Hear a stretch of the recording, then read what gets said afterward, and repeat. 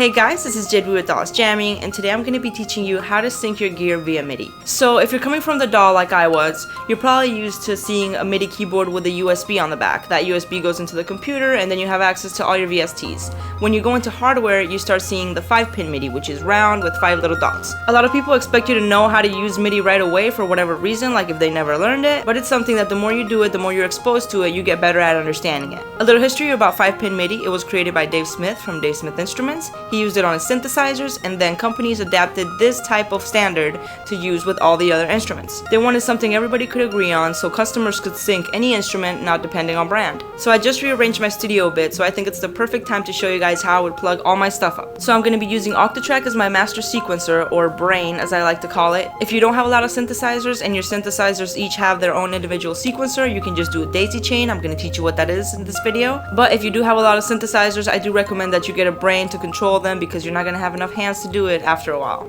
So without further ado, let's get to syncing this stuff up. Alright, so we're going to need a Quadro through, some MIDI cables, maybe more. We're going to grab one MIDI cable, plug it into the back of the Quadro, and the other end is going to go into the MIDI out of the Octatrack. We're going to grab another MIDI cable, and what the Quadro does is it quadruples our MIDI out signal, so this now becomes 4 outs. We're going to take one of those outs and send it into the TT303. Now we're going to grab another MIDI cable and send MIDI into the Erica MIDI to CV module. Now we're going to grab another MIDI cable and send it into the in of the TR8. Since I just need clock to be sent to the RC202, I'm going to create a daisy chain. When you have multiple pieces of gear that have MIDI in and out and you just want to send clock to them, you can create a daisy chain. Do this by choosing a master clock source. This is going to be the first one to send MIDI out. Then you're going to make a chain. MIDI out, MIDI in, MIDI out, MIDI in, etc., happily ever after, forever and ever. These are going to be slaves to the master tempo. Alternatively, if your synth has a MIDI through, you can use that to send clock as well. So I'm going to send MIDI out of the TR8 into the RC202. The OB is going to stay unsynced because I'm just going to be playing that live. So now everything is in sync. When I press play on my Octatrack, everything will start to play. Make sure you read the manual of whatever piece of gear you're using as your brain to set up your MIDI settings.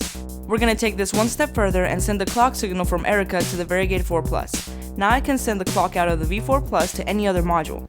And let's say we want to take it even further and get this cool little Volca rig we got going on here in sync as well. I need to get longer cables for this, but I would send the clock out of the modular into the sync in, then the sync out to the sync in of the FM, then out of the FM into the tonic, then I would make a chain from the POs.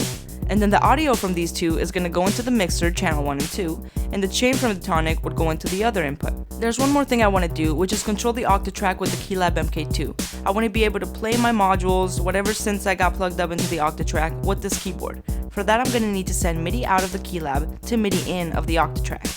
I know the TT is on channel 5. Now I should be able to play that channel with the Keylab. I can also sequence using the keyboard. And since it's MIDI, we can get to tweaking.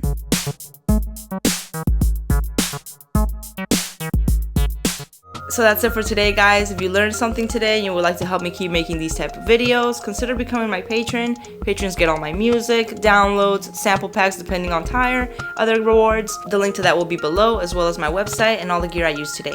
If you enjoyed this video, don't forget to give it a thumbs up and subscribe. Catch you later.